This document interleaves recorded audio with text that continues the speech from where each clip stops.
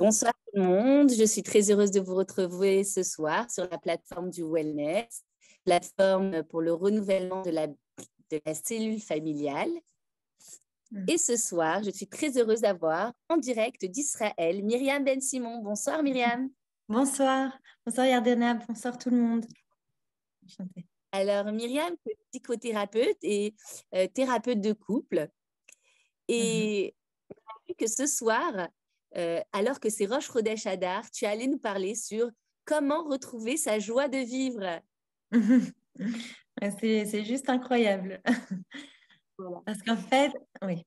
Merci beaucoup Myriam d'être parmi nous ce soir. Je crois que Hachem il t'a choisi pour pouvoir nous transmettre la joie.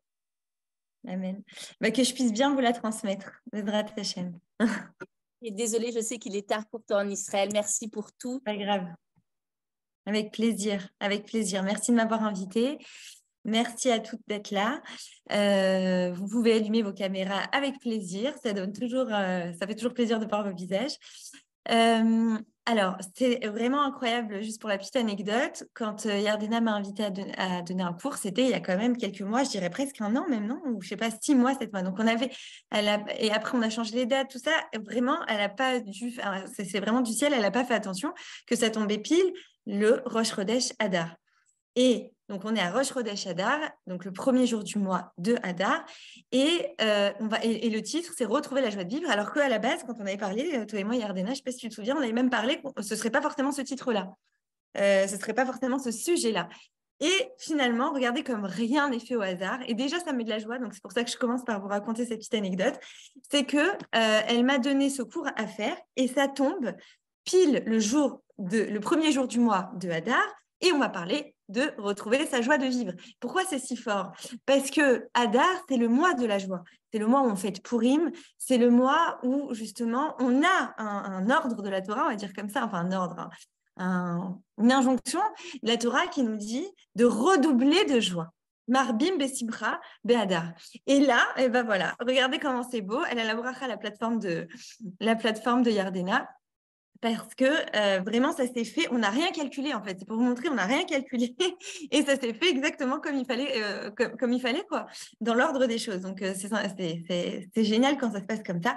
Et c'est vrai que quand ça se passe comme ça, quand tout est coordonné et qu'on voit la main de Dieu, j'en dis la main divine au-dessus de nous, ça met énormément de joie parce qu'on se dit, mais en fait, je suis pas seule. En fait, il y a des, entre guillemets, des hasards de la vie. On sait qu'il n'y a pas de hasard et en plus, ça aussi, c'est intéressant parce que dans Purim, c'est exactement aussi un des sujets, c'est qu'on a l'impression, l'histoire de Purim, que tout est fait au hasard un petit peu. Et en fait, on s'aperçoit que rien n'est au hasard, qu'en fait, derrière, Hachem est là, c'est-à-dire Dieu est là, il se cache, mais il est bien présent et il veille sur tout ce qui va se passer. Et il ne se dévoile pas, en fait, et c'est à nous de le rechercher. Et là, en fait, c'est très fort parce qu'on se sent accompagné malgré les épreuves. Et alors, le titre est très suggestif, il dit « Comment retrouver sa joie de vivre ?» Et donc, ça implique qu'on l'a perdue à un moment donné, si on la retrouve. C'est pas comment être dans la joie de vivre ou comment cultiver la joie de vivre, c'est comment la retrouver. Et c'est vrai que dans la vie, on est tous confrontés à un moment ou à un autre, d'accord? Même si on est quelqu'un de base très joyeux, très optimiste, parce qu'en général, la joie vient avec l'optimisme en général. Mais quand on est très joyeux, très optimiste ou quoi, on a l'impression qu'on va jamais la perdre ou que ça va toujours être, on va toujours être gai, quoi, on va toujours être bien, on va toujours être joyeux. Or, ce n'est pas forcément le cas parce que dans la vie, il y a des hauts, il y a des bas, exactement comme à l'image d'un électrocardiogramme. Quelqu'un qui est en vie, d'accord, on va voir au niveau de son cœur et son électrocardiogramme, il y a des hauts, il y a des bas, il y a des hauts, il y a des bas. Et bien, si vous voulez, la vie, c'est un peu cette image-là. On monte, on descend, et donc des fois, on va avoir des coups de tristesse, on va être mal, on va avoir des émotions négatives, d'accord, mais on doit effectivement travailler pour retrouver finalement cette joie. Maintenant, qu'est-ce que c'est la joie finalement? On va commencer par détailler un petit peu, expliquer qu'est-ce que c'est que la joie? Parce que finalement, on a l'impression, je sais pas, mais comme ça, là, quand on dit le mot joie, on s'imagine un clown, on s'imagine quelqu'un qui sourit tout le temps, quelqu'un qui est gai, quelqu'un qui est joyeux. Mais quelqu'un qui est joyeux, en fait, c'est pas forcément quelqu'un qui est tout le temps en train de sauter en l'air et en train de faire des blagues. Non, ça d'ailleurs, ça peut montrer ou camoufler un malaise profond. Donc non, la joie, c'est pas forcément de faire des blagues, non. La joie, c'est plutôt faire un avec sa réalité. C'est plutôt être en accord avec ce que l'on vit. Alors vous allez me dire, j'entends déjà vos questions, mais comment on peut être toujours en accord avec ce qu'on vit? On ne choisit pas forcément ce que l'on vit. Ce n'est pas toujours évident ce que l'on vit. Donc être en accord avec ce que l'on vit, oui, d'accord, dans l'absolu, je veux bien, mais dans la réalité, c'est une autre paire de manches. Oui, effectivement, c'est une autre paire de manches, mais c'est un état qu'on doit travailler. Et en fait, la joie, l'état de joie, qu'on pourrait dire aussi quelque part, un peu l'état de bien-être, l'état de cet état d'adéquation avec notre réalité, cet état où on fait un avec la réalité, c'est un état, c'est une mentalité. J'ai envie de dire, c'est un état d'esprit, d'accord? Un état d'esprit qui se travaille au quotidien, qui se cultive effectivement comme un jardin on va faire pousser des fleurs et on va arracher tous les jours les mauvaises herbes. Oui, ça se cultive, et ça s'acquiert, d'accord? Donc pas de panique si vous n'avez pas appris ça depuis votre enfance, ça peut s'apprendre, ça s'apprend, oui. Mais parfois, ça se perd, oui.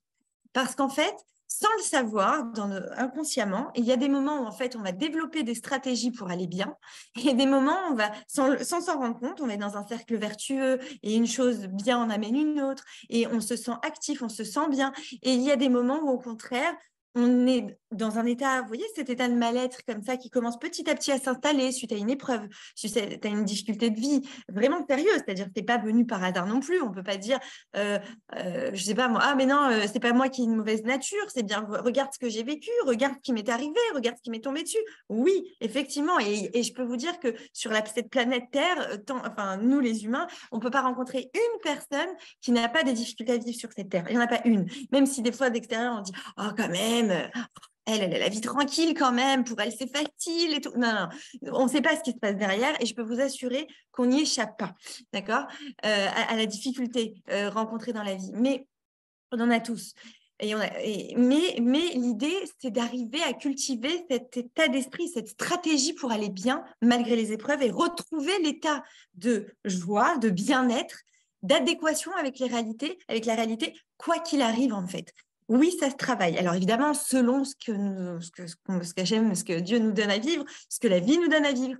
Mais c'est quand même un état d'esprit à cultiver, à travailler, qu'on va retrouver aussi dans l'optimisme. On va retrouver beaucoup d'explications dans l'état d'esprit optimiste, en fait, pour réussir à surmonter les épreuves. Alors, je voulais juste vous faire une petite parenthèse avant de continuer sur l'optimisme et la joie de vivre. C'est les 3 éléments auxquels personne n'échappe sur la planète Terre, d'accord? Aucun humain ne peut échapper à ces 3 éléments. Et ces 3 éléments-là, on doit tous faire front à ces 3 éléments-là, en sachant qu'ils peuvent ébranler à un moment ou à un autre notre joie de vivre, notre bien-être, notre équilibre intérieur. Parce que oui, la joie intérieure, ce qu'on va cultiver, le bien-être, ça touche à notre équilibre en fait. Et pour être bien dans notre vie, on va dire, et pour bien l'affronter, pour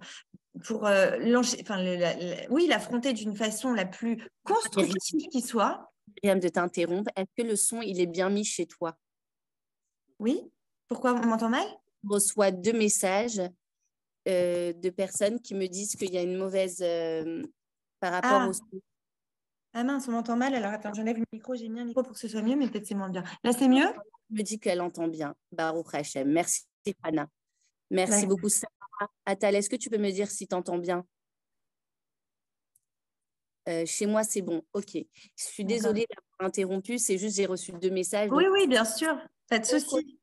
Il n'y a pas de souci. Non, c'est important si on entend mal, bien sûr. Avec plaisir. Alors, pas de souci. Oui, donc les 3 éléments auxquels personne ne peut échapper et qui effectivement peuvent ébranler notre équilibre intérieur. Et oui, j'étais en train de vous dire la joie, le bien-être, tout ce qu'on va cultiver de positif en nous, c'est forcément ce qui va toucher à notre équilibre intérieur. Et j'ai perdu le mot que je voulais vous dire. Bon, il va revenir. Mais en tout cas, les 3 éléments auxquels personne n'échappe, c'est l'incertitude. Il n'y a personne sur cette terre qui peut être sûr que dans une seconde, il sera vivant, ou dans une minute, ou demain, ou après-demain, bref, et que tous les êtres qu'il aime le seront aussi. Bref, l'incertitude à tous les coins de rue, on le retrouve, d'accord, à tous les coins de vie. J'ai envie de dire, et à chaque instant de notre vie, il y a l'incertitude et on doit tous dealer avec ça, d'accord? Ça, c'est 1. 2, on a tous à un moment ou un autre de notre vie de la douleur. Ça peut être de la douleur physique, de la douleur morale, de la douleur psychique, de la douleur émotionnelle, peu importe laquelle, mais il y aura toujours de la douleur quelque part qui se cache à un moment donné. Alors, elle est peut-être moins forte à un certain moment donné de notre vie, on est bien dans un moment, et puis après, il y a une autre période qui passe et il y a de la douleur. Et j'ai envie de dire, la douleur, elle est tout souvent accompagnatrice même de plus grandes joies, comme le mariage de notre fille ou de notre fils. C'est une grande joie, le mariage, mais il y a un peu de douleur, ça y est, il quitte le nid familial, c'est plus la même chose, c'est plus mon enfant, ça y est, maintenant je vais plus le voir tous les jours, on va devoir s'appeler, est-ce qu'on va garder la même relation? Il y a plein de doutes, il y a plein de questionnements, il y a plein de... Et là, on va devoir travailler sur soi. Et c'est le travail. Le troisième élément, c'est le travail sur soi, le travail dans la vie, le travail professionnel, dans n'importe quel domaine dans lequel vous regardez, de toute façon, il y aura du boulot. Alors, ce soit, évidemment, peut-être il y en a, ils vont avoir des facilités, par exemple, au niveau professionnel, ça va être rattrapé par le domaine éducatif. Celui qui aura des facilités au domaine éducatif, ce sera rattrapé au domaine professionnel, amoureux, amical, familial, peu importe lequel, il y aura toujours du travail. Alors, j'ai envie de vous dire, ces trois éléments qui peuvent ébranler notre équilibre et notre joie intérieure et notre bien-être, autant finalement en faire une force, autant s'en accommoder du mieux qu'on peut, autant s'y adapter. Et plus on va s'y adapter, plus on va accepter en fait ces trois éléments-là et ne plus résister contre eux, et ne plus se battre contre eux, et ne plus essayer de les contrôler, même ces trois choses-là, et mieux on se sentira, puisqu'on sera dans l'acceptation, pas dans la résignation, c'est très différent, dans l'acceptation de se dire, en fait, l'incertitude, c'est pour me montrer mes limites, c'est pour me montrer aussi quelque part ma petitesse, et donc c'est pour me faire travailler mon humilité. Parce que quand je suis trop certain de tout, et quand je suis trop sûre de moi, je m'y crois trop, alors qu'en fait, je ne reste qu'un humain. Je ne suis pas le créateur du monde, je suis peut-être un petit peu le créateur de mon monde, parce qu'Hachem, Dieu, il a assez de chesed et de bonté en lui pour nous avoir transmis un peu de son pouvoir, quelque part, à nous donner la capacité de donner la vie, à nous donner la capacité de créer des choses, d'avoir de la créativité en nous. Ça, c'est un grand don que Dieu lui-même nous a transmis en nous donnant cette part de divinité en nous. Et cette étincelle divine en nous, oui, mais il n'en reste pas moins que nous ne sommes que des humains. Donc, nous avons des limites. Et ces limites-là, on doit faire un avec elles, on doit les accepter. À partir du moment où on les accepte, on se sent beaucoup mieux. Ça nous enlève une pression d'un coup. En fait, je suis limitée. Ok. Oui, je vais arrêter de croire que je suis le roi du monde ou que je dois l'être, en tout cas. Je vais arrêter d'être exigeant avec moi. Je vais arrêter de me mettre la barre trop haute. J'accepte mes limites. C'est une sorte de libération, paradoxalement. Parce qu'on pourrait se dire, mais non, mais si j'apprends mes limites, je ne vais pas le supporter. Je vais être mal avec moi-même. Je vais me détester. Enfin, je vais détester ça. Je vais détester la vie. Mais non, en fait, une fois que je suis dans l'acceptation de ces limites, je me sens beaucoup mieux, beaucoup plus détendue et je suis donc beaucoup plus dans le lâcher prise. Donc, c'est plus facile. Deuxième chose, le travail. Si je commence à résister au fait de devoir travailler sur moi, parce que la première personne sur laquelle je dois travailler, d'accord, c'est bien moi-même et c'est pas forcément les autres, comme on a tendance à le croire. Quand quelque chose ne va pas dans une relation, on a souvent tendance à dire c'est de sa faute, il avait qu'à plus m'écouter, il avait qu'à plus me donner, il avait qu'à plus être présent, il avait qu'à plus se regarder d'abord. Donc, déjà, faire un avec ce travail qu'on a à faire sur Terre, on va dire, va nous permettre de nous sentir beaucoup plus en accord, en adéquation avec notre réalité. Et surtout, ça va nous donner des forces pour retrousser nos manches et commencer à s'y mettre. On ne va pas être dans le refus, dans le non, dans la détestation, on va dire.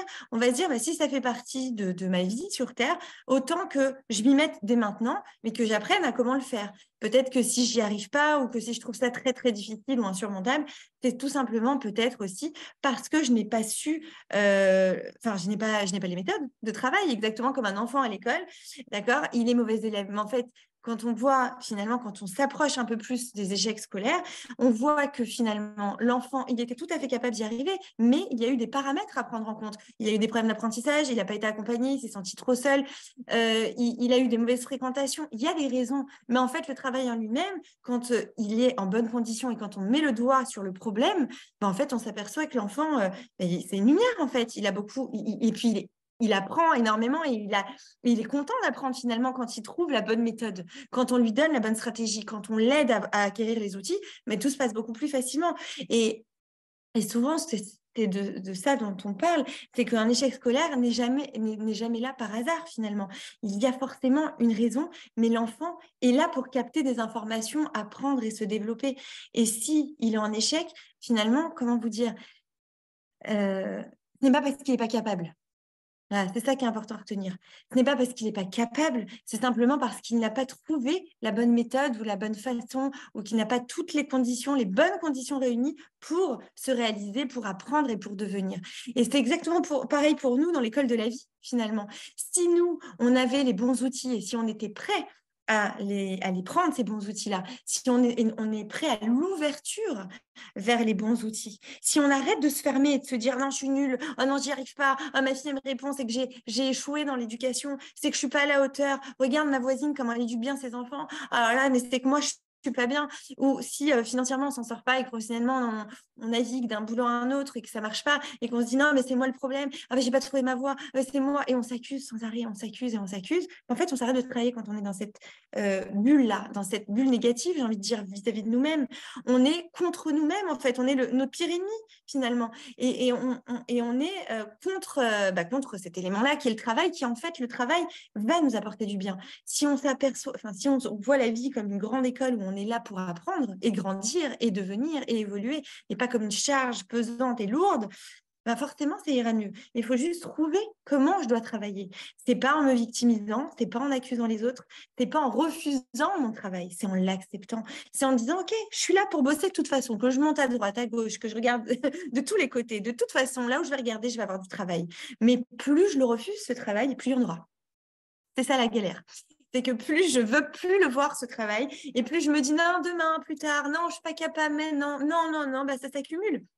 À l'image de, ça me fait penser, quand vous allez rigoler de l'exemple, mais je suis sûre qu'il y a beaucoup de mamans là qui me regardent, donc vous allez vous sentir concernées, mais quand on laisse le linge s'accumuler, hein, comment ça se passe quand on laisse le linge s'accumuler?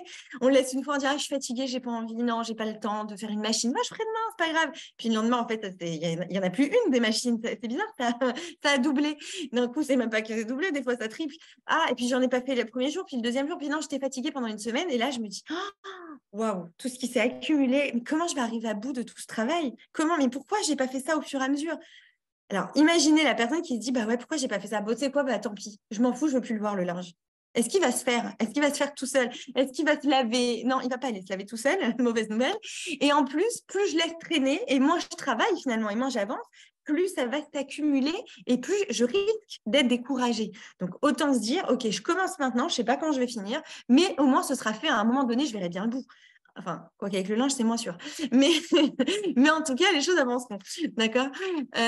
L'idée, c'est que, en fait, c'est une image, le linge, et ça peut sembler très trivial, très, très, très bête, mais c'est quand même une chose de la vie, qui fait partie de la vie, qui demande du travail. Si je veux être bien habillée, si je veux sentir bon, si je veux être propre sur moi, bah ouais, il va falloir que j'aille laver mon linge. Et ça, je vais vous dire, les petites jeunes filles qui partent en séminaire et qui réalisent toute la masse de travail qu'il y a à faire pour s'occuper juste d'une personne, c'est-à-dire d'elle-même, d'accord, elle est juste énorme. C'est-à-dire que la jeune fille elle se dit quoi? En fait, il y a tout ça à faire si elle n'a pas aidé à avancer à la maison.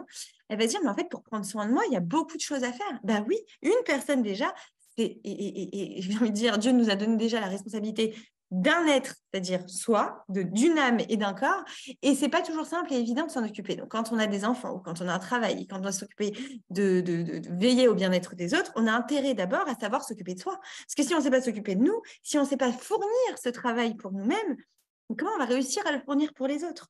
On va en vouloir à l'autre après, on va en vouloir aux autres de qui on a la charge. On va se dire, mais en fait, comme on n'a pas suffisamment, entre guillemets, d'énergie, enfin pas entre guillemets, mais on n'arrive même pas à s'occuper de soi, alors on n'arrive pas à s'occuper des autres. Donc la première personne avec qui je dois fournir ce travail déjà, c'est avec moi-même. Donc je vous ai donné l'idée du linge, mais en fait, dans notre monde intérieur, c'est pas mieux. C'est-à-dire qu'on doit travailler pour se libérer de tout ce qui nous pollue, de toutes ces mauvaises pensées négatives, de tous ces stress, de tous ces doutes, de toutes ces angoisses, de tout ce qui nous empêche de nous épanouir, de nous sentir heureux, de nous détendre dans cette vie, de tout ce qui nous empêche de faire un avec notre réalité, comme je vous disais tout à l'heure, de tout ce qui nous empêche d'être dans la joie.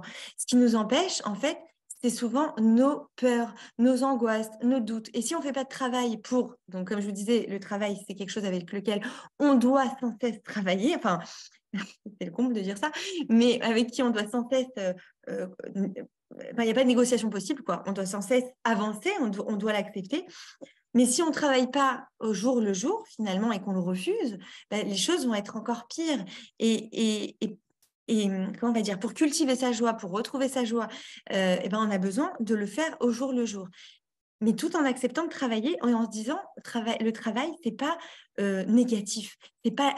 Ça peut être fait avec le sourire. C'est pas obligé que ce soit lourd. Au contraire, je peux même y prendre du plaisir. Oui, je peux travailler avec le sourire. Il y en a, vous en avez déjà vu, je sais pas, des cordonniers qui chantaient, des boulangers aussi qui font leur baguette en chantant. Peu importe quel boulot on fait, mais vous voyez ce que je veux dire? De même une femme au foyer qui fait le ménage de sa maison en chantant, ça existe, on est d'accord. Pourtant, c'est du travail, d'accord? Mais la personne, elle est dans l'acceptation et elle accepte, on va dire, son rôle et ce qu'elle fait avec amour.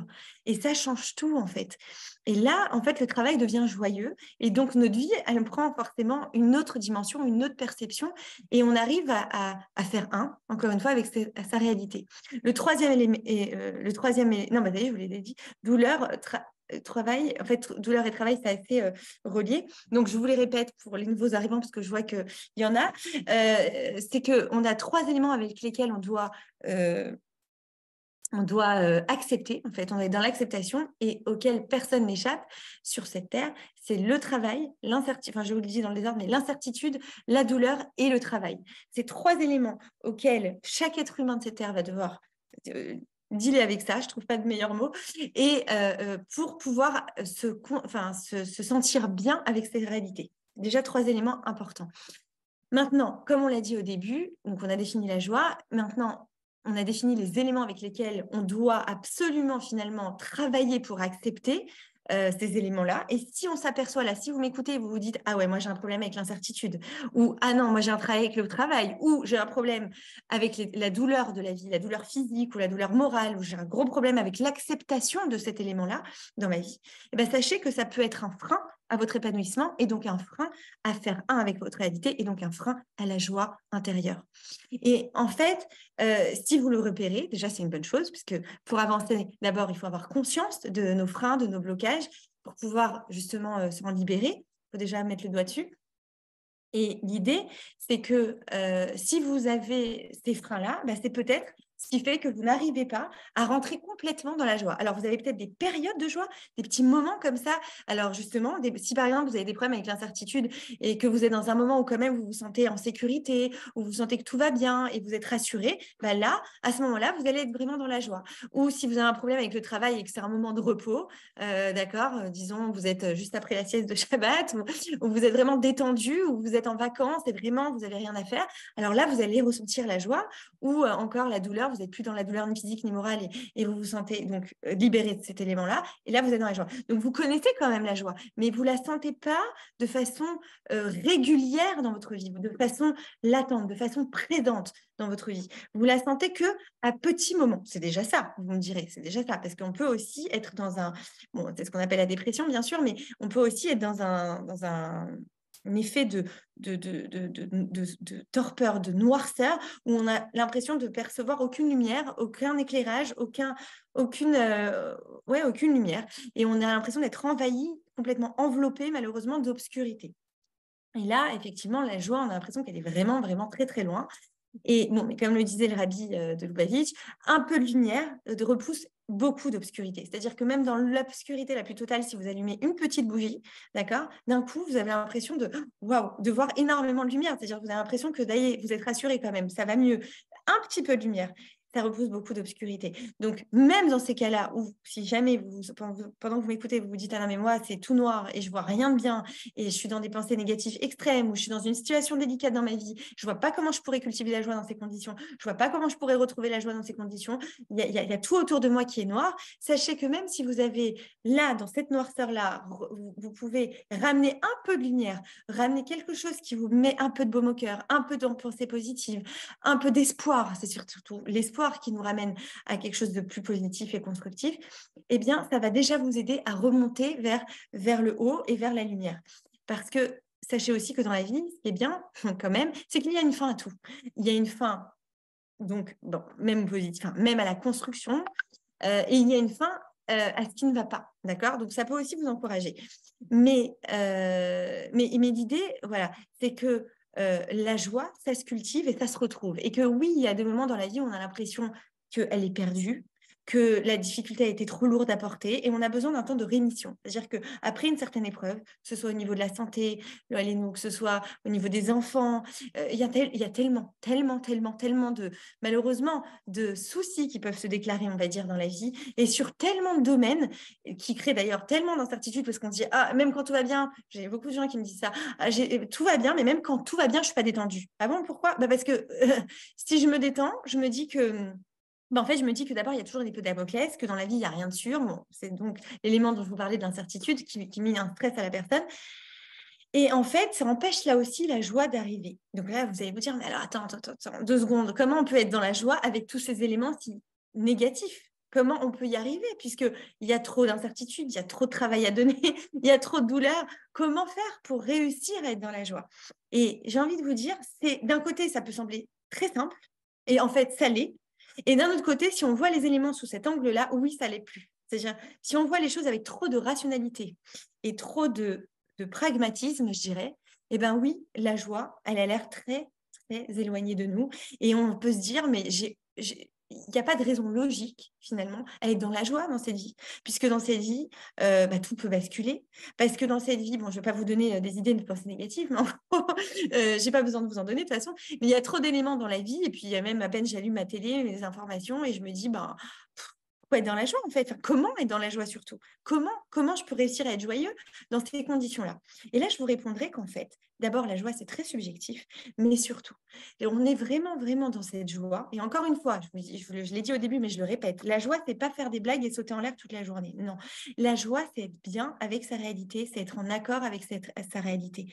C'est ce qui va nous aider à vivre la vie de la façon la plus constructive qui soit. C'est à ce moment-là qu'on va sentir que on est, dans une sorte de flow, de fluidité. On accepte la vie comme elle est, on la prend comme elle vient, on est dans une sorte de lâcher prise. Et je vais d'ailleurs vous donner une image pour illustrer ce que je vous dis. Juste un instant. Ça donne soif. Et quand ça boire avant, c'est pour ça que je n'ai pas fait la bracha. C'est juste que, voilà, vous voyez, quand on a la mer, normalement, c'est un endroit agréable. On a la plage, on va à la plage. Puis, il y a 2 façons de la vivre, la mer. Enfin, 2 façons, non, il y a des milliers de façons. Mais on va prendre 2 façons de la vivre.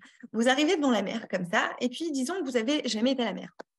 Donc, vous voyez la mer, vous dites, waouh, c'est extraordinaire. Oh, cette puissance, cette force, cette immensité, cette couleur, c'est juste merveilleux. Imaginez que ce soit juste à 20 ou 30 ans que vous regardez la mer, d'accord?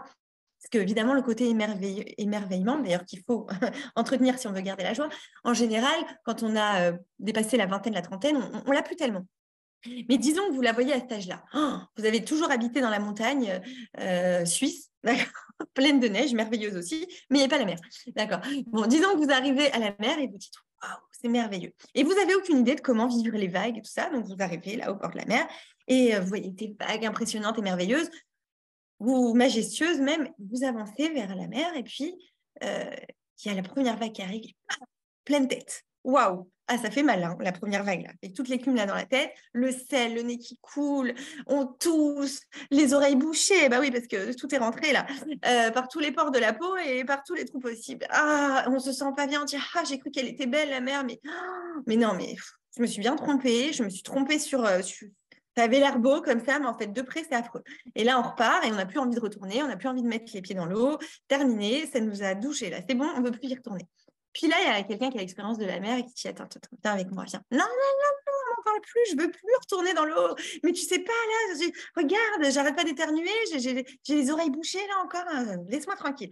Je te dis, viens avec moi, tu me fais confiance, vas-y, je te tends la main. Allez, une fois, si tu n'aimes pas, tu ne retournes plus. Bon, allez, d'accord. Et là, la personne vous donne la main et vous amène à l'endroit des vagues. Vous savez, après le début. Donc, on n'est plus debout. Enfin, si, on est debout. Ah, oui, j'ai oublié de vous préciser que la personne, elle se met debout. Hein. Elle s'est tout pris. Elle est debout. Elle n'a pas bougé. Et là, la personne, elle rentre vraiment plus profondément dans l'eau. Et elle va à l'endroit où les vagues commencent. Et là, la personne lui dit, voilà, vous dit, laisse-toi porter. Laisse-toi porter au gré des vagues. Oh, Et là, il ne veut pas l'avouer tout de suite, hein, on ne peut pas le dire tout de suite, mais c'est vrai que c'est agréable, hein, c'est vrai que c'est sympathique. C'est vrai que comparé à ce qu'on s'est pris tout à l'heure, c'est vachement plus sympa là.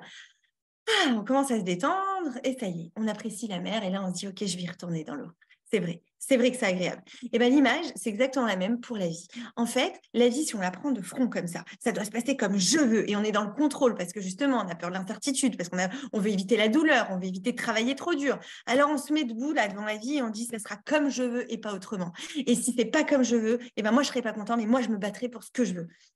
Et ben, en fait, la vie, elle est pleine d'imprévus. Donc, en fait, non, il y a des moments où on va être déçu, il y a des moments où on va se recevoir des claques en pleine figure, il y a des moments où ça va mal se passer et on n'arrivera pas à s'adapter parce qu'on a voulu faire de la vie ce que nous, on voulait. On n'est pas allé vers une démarche d'acceptation et d'adaptation.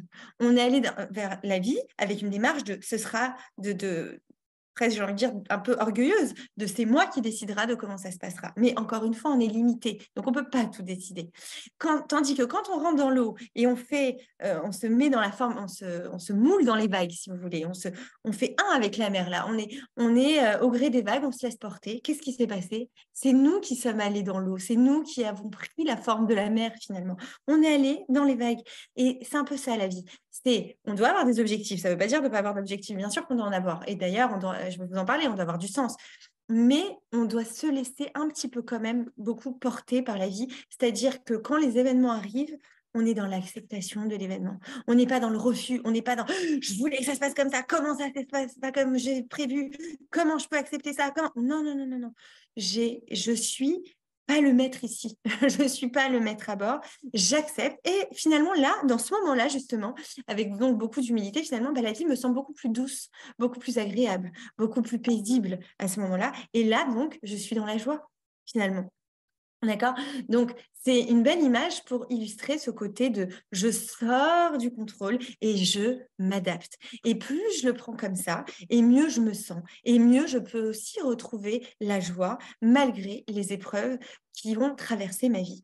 Mais sur les épreuves aussi, c'est important de savoir que, et de le voir comme ça, j'ai envie de vous dire, c'est une perception à acquérir pour pouvoir vraiment se sentir en adéquation avec sa vie, c'est de voir dans chaque épreuve ce que cette épreuve m'a apporté pour moi. Quelle leçon, quel enseignement j'ai pu tirer de l'épreuve que j'ai eu à vivre. Je sais qu'il y a des épreuves vraiment terribles et qu'on se dit, mais quelle leçon j'ai pu vivre. Mais franchement, des fois, c'est trop dur, quoi. Des fois, c'est vraiment trop difficile et ça se comprend. Mais pas dans tous les cas, il y a des épreuves extrêmement difficiles. Mais dans les épreuves, j'ai envie de vous dire du quotidien. On n'est pas toujours en train de rencontrer des énormes épreuves. Dans les épreuves du quotidien, essayez à chaque fois de prendre la leçon de tout ce qui se passe. Et plus vous ferez cette démarche-là, plus vous irez dans cet état d'esprit-là, d'abord mieux vous vous sentirez et mieux vous trouverez le sens à cette épreuve. Donc mieux vous garderez, vous conserverez votre joie de vivre. Elle sera naturellement bien installée en vous, si vous voulez, parce que c'est une façon de la cultiver, de la faire fleurir, de la laisser s'épanouir. Chaque chose que je vis, en fait, c'est pour m'apprendre quelque chose. Donc, tout est bien. Rien n'est mauvais, finalement, dans cette vision-là, finalement.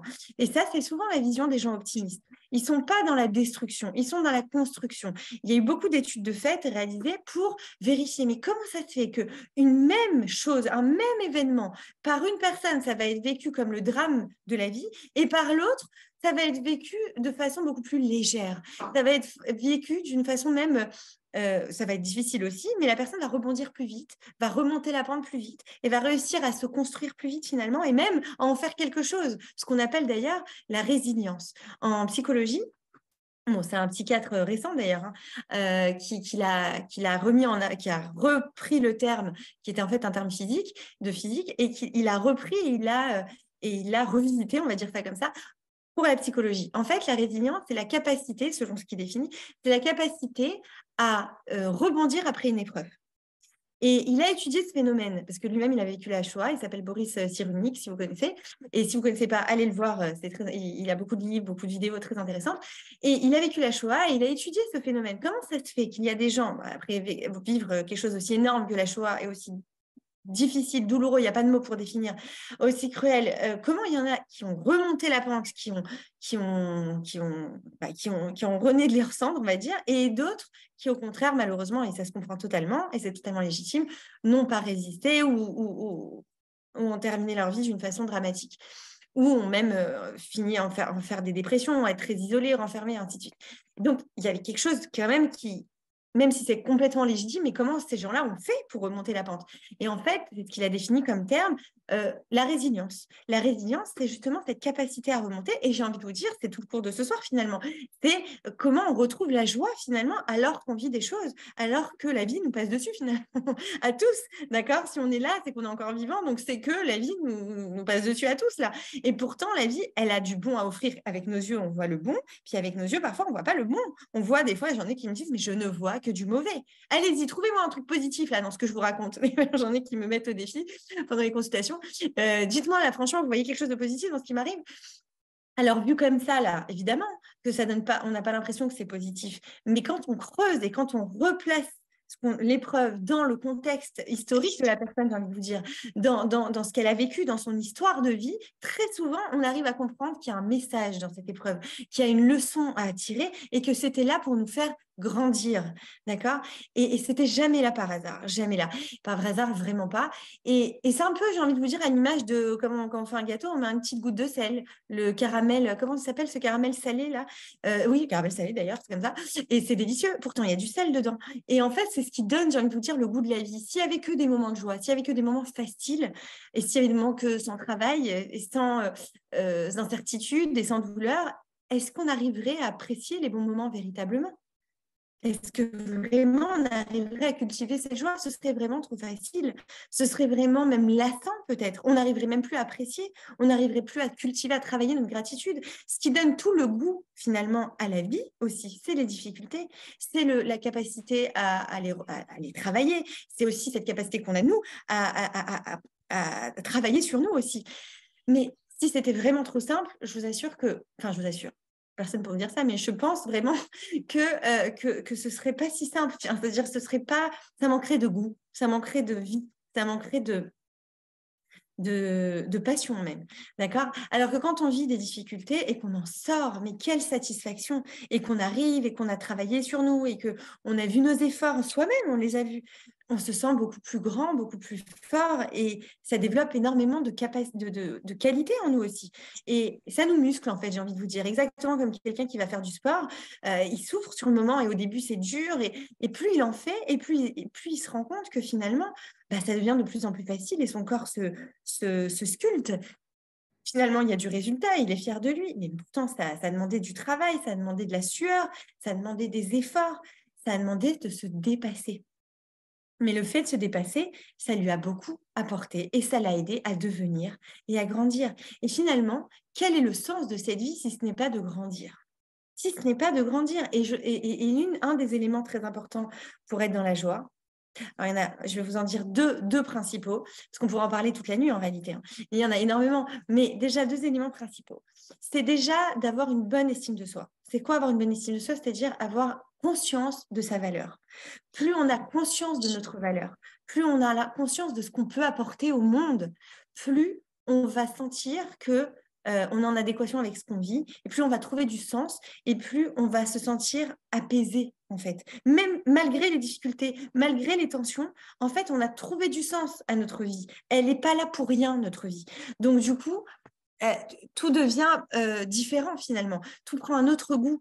Donc, maintenant, quelqu'un qui ne croit pas en lui, quelqu'un qui ne croit pas en ses capacités, quelqu'un qui a tendance à se dévaloriser, quelqu'un qui, en résumé, a une faible estime de lui, automatiquement, il ne va pas avoir le goût de se battre pour lui et automatiquement, tout va lui sembler pesant et lourd et automatiquement, la joie va être très éloignée de lui, en fait.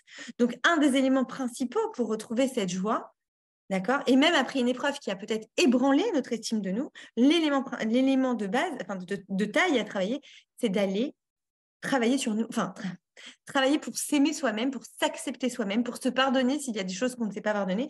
Ça aussi, parfois, le pardon, le fait de s'en vouloir, d'être dans la culpabilité, va nous bloquer, va être un frein énorme à l'épanouissement et donc à la joie intérieure. Et on va donc, à cause de ça, être bloqué dans notre vie, c'est-à-dire qu'on ne va pas réussir à donner le meilleur de nous-mêmes. Bah oui, puisqu'on s'en veut trop et qu'on a l'impression qu'on ne sert à rien ou qu'on a des pensées très, très négatives sur notre personne, on a une très mauvaise image de soi. Et d'ailleurs, Rabbi Nachman de Breslev dit, lui, il était vraiment très, très dans la joie, il cultivait cette joie, il prenait cette joie. C'est-à-dire vraiment, c'était ça, sa philosophie, si vous voulez. Et lui, il disait, la chose la pire qui puisse arriver à un homme, c'est la tristesse. Pourquoi? Parce que ça le déconnecte du divin qu'il a en lui, ça le déconnecte de Dieu, ça le déconnecte du divin qu'il a en lui, ça le déconnecte de ses capacités. Donc, quand on glisse vers la tristesse, en fait, il n'y a aucune chance de pouvoir remonter. Pourquoi? Parce qu'on ne croit pas en nos capacités. Donc, en fait, mais si on ne croit pas en nos capacités, comment on va trouver la force? Au moins de se battre un peu, au moins d'y croire encore, au moins de retrouver un peu de lumière. Donc, si vous voyez que vous êtes dans cette tristesse-là, essayez d'aller trouver des moments de votre vie où vous avez été fier de vous, où vous avez été la personne que...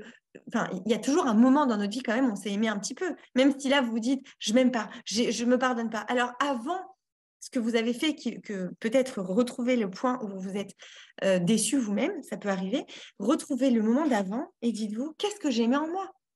Parce que ces capacités sont toujours là finalement. Même si, comment dire, les capacités sont toujours là, même si vous avez commis quelque chose qui vous déçoit de vous-même ou qui vous tâche un petit peu votre personnalité vis-à-vis de vous-même et qui vous empêche de vous pardonner et qui vous garde dans la culpabilité, eh bien, la personne qui a commis cet acte-là, je veux dire, eh ben, elle a aussi d'autres qualités que vous ne voyez plus puisque c'est voilé par toute cette culpabilité, par tout ce non-pardon, quoi, cette rancune, cette colère que vous avez vis-à-vis de vous-même. Donc, il faut le retrouver absolument parce que c'est l'élément qui va vous permettre de refaire surface, j'ai envie de dire, de refaire surface à la vie, en fait. Et tant que vous n'avez pas cet élément en main, ben, en fait, ça va être très compliqué d'avancer. Très compliqué, vraiment, vraiment, vraiment d'avancer. Donc vraiment, voilà, un des éléments principaux pour cultiver sa joie et la retrouver malgré la difficulté vécue, c'est travailler son estime de soi. D'accord? Deuxième point, ça nous amène au deuxième point aussi, c'est qu'à partir du moment où on peut travailler sur son estime de soi, on va devoir trouver un sens à notre personne, à notre vie, enfin, à quoi je sers en fait? Cette question-là qui a l'air un peu bizarre parce qu'on se dit mais je ne suis pas une machine pour servir à quelque chose.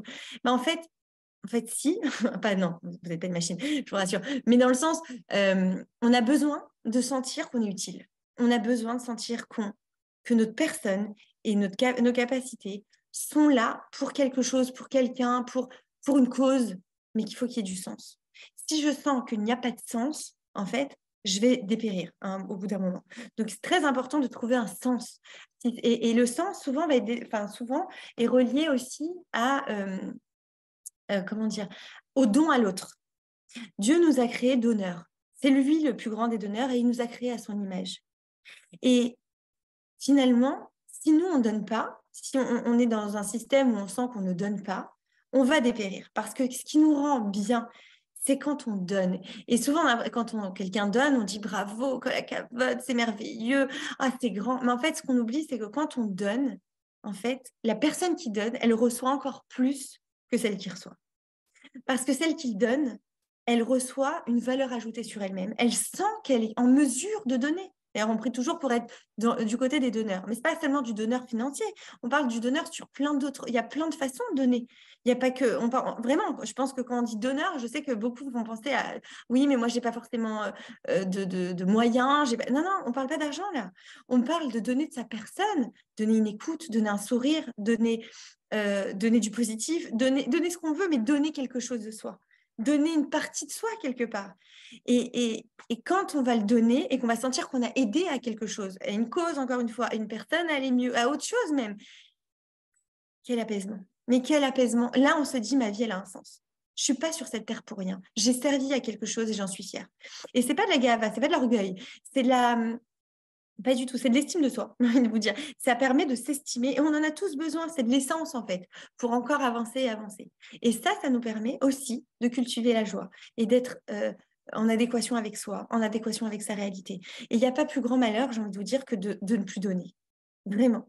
On a besoin de trouver une cause et pas qu'une personne à qui donner, j'ai envie de dire, parce que sinon ça peut être étouffant pour l'autre, d'ailleurs. Mais il y a plein de problématiques liées à ça aussi.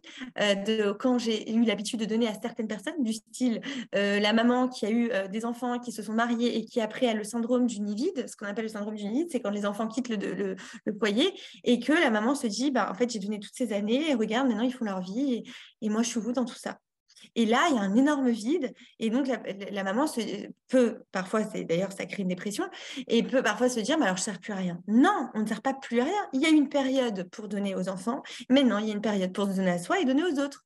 Et d'ailleurs, l'élément très important à souligner, c'est que je ne peux pas donner aux autres si je ne me donne pas à moi-même. Et même quand je suis maman, d'accord, je tiens à le préciser, même si je suis maman et que j'ai donné toute ma vie, je dois toujours, avant d'abord, me donner à moi, pas par égoïsme, non, mais par respect de soi, et c'est ce qui va me permettre de mieux donner aux autres. Si je m'oublie dans l'histoire, en fait, je vais avoir de la rancune, de la colère contre tous ceux qui m'entourent.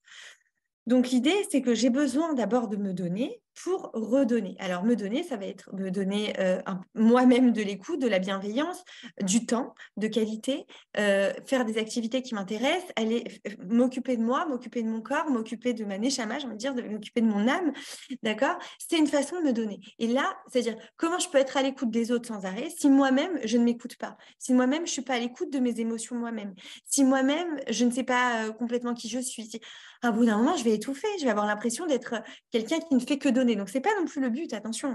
C'est tout dans l'équilibre, là encore.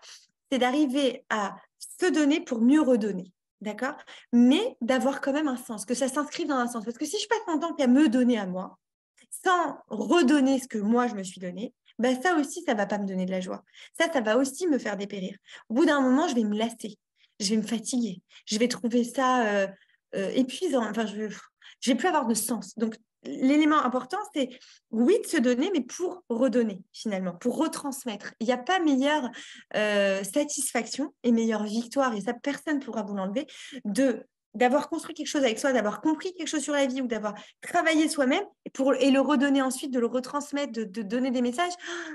C'est merveilleux. C'est-à-dire là, on sent, encore une fois, que notre expérience, par exemple, a servi à d'autres. Et là, on est fiers de nous. Et là, on gagne en estime de soi. Et là, on gagne en joie intérieure. Mais si je ne fais que me donner qu'à moi, et je ne redonne pas ça, et j'ai personne à qui redonner, eh ben, j'ai envie de dire, il n'y a pas plus grand malheur. Parce que finalement, je reste enfermée dans ma bulle et je me sens dépérir au fond. Donc ça aussi, ça ne contribue pas à la joie. Donc l'important, c'est de trouver à qui donner, la cause qui me parle, à qui j'ai envie de donner. Bien souvent, la cause, on va la trouver dans notre enfance, dans notre histoire de vie. J'avais une personne que je suivais d'ailleurs, qui, dans son enfance, avait énormément souffert parce qu'il a été adulte très vite. Et il avait une histoire de vie très compliquée. Sa maman, enfin, ses parents divorcés, il s'est retrouvé avec une maman qu'on peut appeler la mère-enfant. C'est-à-dire elle-même, c'était un peu un enfant. Le papa avait quitté le domicile. Donc lui, petit garçon, il s'est dit, je suis l'homme de la maison. Mais il avait 6 ans. Et il n'a jamais pu être un enfant finalement. Et lui, son but, dans son sens à la vie, on va dire, qu'on a trouvé ensemble, c'était le fait de... Il m'a dit, je veux créer un centre pour les enfants, les accompagner dans leurs devoirs, les accompagner après l'école, leur montrer qu'ils ne sont pas tout seuls. J'adore les enfants et je veux redonner ça. Mais en fait, ça s'inscrivait dans son histoire à lui. C'était l'enfant qu'il avait été, qui avait besoin d'être consolé pour de vrai. Bien sûr qu'on le fait en thérapie, on console l'enfant intérieur, mais c'est important de même dans sa réalité intégrer ça. Et quand je console un autre enfant, c'est un peu comme si je me consolais moi-même et je redonne ce que moi j'ai réussi à faire. Lui, il a réussi à se construire malgré les épreuves. Il a grandi, il est devenu un adulte, et ben maintenant c'est le moment de redonner en fait, de redonner de son expérience. Et si on arrivait tous à faire ça, d'abord le monde serait merveilleux déjà. Imaginez si tous les milliards d'êtres humains qu'on est sur la planète à chaque fois se disaient moi j'ai souffert de ça, maintenant que je vais mieux et que j'ai compris et que j'ai avancé, tiens, je vais redonner moi ce que j'ai pas eu. Mais le monde serait merveilleux, on allume la lumière du monde là, on allume tous des lumières. Et j'ai envie de vous dire, c'est ça, le secret de la joie, il se trouve là. Le secret du bien-être, il est là, exactement à cet endroit. C'est, oui, souffrir, on a dit qu'on ne peut pas éviter la douleur, mais la douleur, elle est là, mais on va lui donner du sens. On va se dire, j'ai souffert de ci ou de ça, moi, je vais m'en resservir de cette douleur pour mieux la retransmettre, pour mieux aider les gens qui passent par là à construire, à avancer, à être assurés. Et ça donne une grande satisfaction. Et là, on se sent utile. Donc, tout le monde y gagne finalement. La personne qui redonne de son expérience et la personne qui reçoit, évidemment, parce qu'elle est accompagnée, parce qu'elle se sent moins seule, parce qu'elle se sent entourée et parce qu'elle se dit, finalement, dans la vie, en fait, il y a un sens, quoi. C'est beau, ça rassure, ça donne du baume au cœur. D'accord? Et c'est ça le vrai bonheur. Alors, on cherche maintenant, dans cette génération de consommation, malheureusement, le bonheur là où il n'y est pas, à acheter, à consommer, à être toujours bien habillé ou à être très mince. Mais ça ne rend pas heureux, ça. Ça, c'est des éléments qui peuvent contribuer à augmenter notre estime de nous. Mais, mais même sur le long terme, ça ne va pas suffire. C'est de la consommation. Ce n'est pas de la créativité. Ce n'est pas du don. Ce n'est c'est pas de la vie. La vie se trouve là où il y a du don, en fait. Donc, plus je vais réussir à donner, mais toujours dans l'équilibre, en sachant aussi me donner et pas en oubliant, et plus je vais me sentir bien et en adéquation avec ma réalité, et plus ma joie, elle va m'habiter au quotidien, parce que j'aurai du sens à ce que je fais, parce que j'aurai du sens à ce que je suis, et parce que donc, ma vie, elle sera là pour quelque chose. Elle aura un but ultime, elle aura un sens, j'ai envie de vous dire, divin à ce moment-là.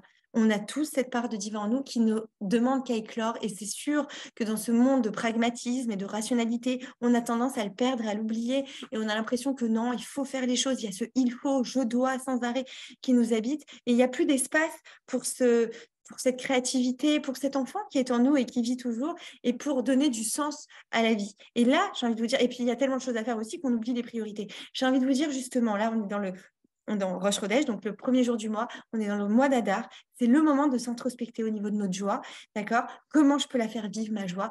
Déjà, en retrouvant mon enfant intérieur, qu'est-ce qui me faisait plaisir quand j'étais enfant? Qu'est-ce qui m'enthousiasmait quand j'étais enfant? Qu'est-ce que j'aimais faire quand j'étais enfant? Si c'était dessiner, si c'était danser, chanter, faites-le. Déjà, ça va vous permettre de vous reconnecter à vous, ça va vous permettre de vous reconnecter à vos émotions, et c'est ça aussi qui va vous permettre du coup de retrouver de la joie. Et ensuite, qu'est-ce qui me donnerait du sens à ma vie? Est-ce que j'en ai du sens dans ma vie? Est-ce que je l'ai déjà mis, ce sens? Peut-être que vous l'avez déjà mis. Alors, comment je peux, pour cultiver ma joie, comment je peux faire encore un peu si je sens que ma joie, elle se fait un peu la malle par moment, ou qu'elle se sauve un peu, ça arrive à tout le monde. Qu'est-ce que je peux ramener dans ma vie qui me redonne du sens? Et là, je vais la retrouver, ma joie. Elle sera à cet endroit-là. Et plus je vais avoir cette démarche, cet état d'esprit-là, plus je vais me sentir connectée à moi, plus je vais me connecter à ma part de divin, plus je vais me connecter à ma vie, et plus je vais me sentir bien. Et là aussi, je finirai là-dessus, c'est vrai que plus je vais me connecter à ma vie, ça veut dire que je vais réussir à être dans ma réalité. C'est pas, je pense à mon repas de demain midi, à ce que je dois préparer. Imaginez, là, je vous donne le cours, et puis en fait, je pense au repas que je dois faire aux enfants pour demain, et à quelle heure je dois me lever, et à quelle heure, qu'est-ce que j'ai comme journée. Je pourrais pas mettre de la joie dans ce cours, en fait. Non, être dans l'instant présent, être là pour vous, maintenant. Et vous, et chaque chose que vous faites, essayez d'être là pour l'instant, pour le moment, pour ce que vous avez décidé de faire à l'instant T, et concentrez-vous dessus. Et vous allez voir que ça aussi, ça vous permet de vous connecter à ce que vous vivez, donc à faire un avec votre réalité, et à vous sentir véritablement bien, en accord avec ce que vous vivez, ce que vous faites et ce que vous êtes. Voilà, j'espère que ça vous aura aidé. Ah oui, allez-y, Yardena. Voilà, merci infiniment, Myriam. Avec C'est plaisir. vraiment juste extraordinaire. Avec Tu plaisir. as tout dit. Il a vraiment tout dit, Baruch Hashem. Vraiment, c'est très, très intéressant. On va donner la parole aux participantes. Bien sûr. Voilà, voilà. Je pense que vous avez la possibilité de poser les questions. Moi, est-ce que c'est bon?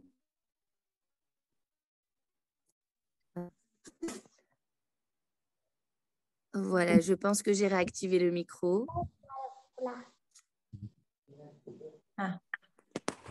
Voilà, vous avez des questions? Alors, si quelqu'un a une question, tout d'abord, j'aimerais te remercier. Vous les avez, ok, d'accord, je ne les ai pas, c'est pour ça. Pardon. Je me tais. Bien fait, Myriam. Bien fait, Bordeaux. Tu mets le Bordeaux. Maman. Elle est bien. Non, j'ai fait ma douche. Tu peux me mettre le petit. Non. Je crois que... Il faut se sécher les... Ok, alors si on a des questions, je veux bien répondre. Tout le monde dit merci beaucoup. Vraiment, c'était très riche, Myriam. Tu nous as donné beaucoup d'éléments, beaucoup de sens. J'aimerais un proverbe du Zohar qui dit que si on possède un visage lumineux ici-bas, eh ben, on recevra encore plus. Des lumières. Je te vois. Ah, super. En tout cas, merci infiniment. Je sais qu'il était tard pour toi. Je sais que ça demande beaucoup de temps de préparation. Avec plaisir. Voilà, tout le monde te remercie. Merci, Myriam. Il n'y a pas de Il n'y a pas de questions. Alors, je peux juste dire que s'il y a des femmes qui ne sont pas sur mon groupe WhatsApp, merci, et qui peuvent le rejoindre, je te donne mon numéro, même parce que je crois que c'est toi qui as la discussion de tout le monde. Ouais, alors en fait, voilà, j'ai un groupe qui s'appelle Des mots sur les mots et où on me pose des questions en privé sur le couple, l'éducation, l'épanouissement personnel et j'y réponds sur le groupe de façon anonyme. Et enfin voilà, c'est des audios, c'est un groupe silencieux. Et aussi, quand je fais un cours ou quoi, bah, évidemment, je le publie sur le groupe. Donc, le numéro, je te l'envoie ou ouais, c'est 052. Enfin, ouais, vous pouvez m'envoyer un message, je vous enverrai le lien du groupe. C'est plus 972 52 693 69 29. Donc, je te répète. Voilà, j'ai envoyé tout de suite sur les... Voilà, merci. Voilà. Sur les mots, voilà. Voilà, bah, donc n'hésitez pas, si vous avez apprécié, avec plaisir à nous rejoindre sur le groupe et Bezrat Hachem, voilà, vous verrez tous les cours donnés ou tout ça. Voilà. Voilà. Merci de m'avoir invité. Merci, c'est très gentil, c'est super. Ah, merci. Chodesh Tov. Chodesh Tov à tous. Chodesh Tov à tous. Merci participantes et si Dieu veut, à la semaine prochaine, le lundi, 1h sur la plateforme Wellness et on remercie infiniment Myriam, vraiment avec ta joie de vivre. On comprend pourquoi Dieu t'a choisi pour ce soir. Merci beaucoup. Hein? Merci. À très bientôt. Je vous embrasse tous très fort. Bonne nouvelle. N'hésitez pas si vous avez des questions. Si vous voulez envoyer des questions, n'hésitez pas, on les transfère à Myriam. Avec plaisir. Voilà. Alors, au revoir à toutes. Bonne soirée. Au revoir, à bientôt. Bonne soirée. Au revoir. Merci beaucoup, Myriam. Avec plaisir. À bientôt.